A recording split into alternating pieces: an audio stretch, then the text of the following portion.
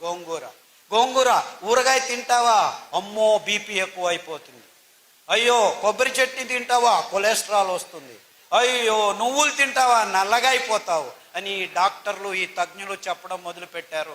మనం ఊరగాయలు తినేది ఆపు చేశాము, కొబ్బరి చట్నీలు తినడం ఆపు చేశాము, కోడిగుడ్లు తినడం మొదలుపెట్టాము.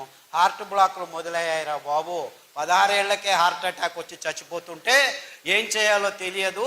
హార్ట్ అటాక్ వెరీ డేంజరస్ అని లెక్చర్ల మీద లెక్చర్లు ఇస్తున్నారు, కానీ ఒక్క హార్ట్ అటాక్ నిలవట్లేదు. 16 ఏళ్లకు హార్ట్ అటాక్ ఏమిటి, 20 ఏళ్లకు బీపీ ట్యాబ్లెట్లు ఏమిటి అని ఒకడు ప్రశ్నించట్లేదు. మీరు చేయాల్సింది ఇంతే. ఒక వారం సొరకాయ, ఒక వారం దోసకాయ, ఒక వారం బూడిద గుమ్మడికాయ జ్యూస్ తాగొని పొద్దున తాగండి. 9 వారాల్లో 95% బ్లాక్ ఉందని మొన్న విజయవాడకి వెళ్ళాం.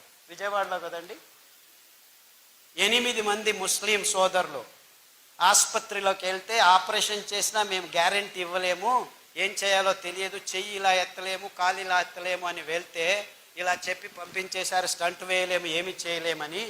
మీ లెక్చర్లు విని దోసకాయ రసము, గుమ్మడికాయ రసము, బూడిద గుమ్మడికాయ రసము మీరు 9 వారాలని చెప్పారు. యాక్చువల్లీ 6 వారాలకే మాకు శక్తి వచ్చేసింది, నడవడం మొదలు పెట్టాము. 9 వారాలకు నేను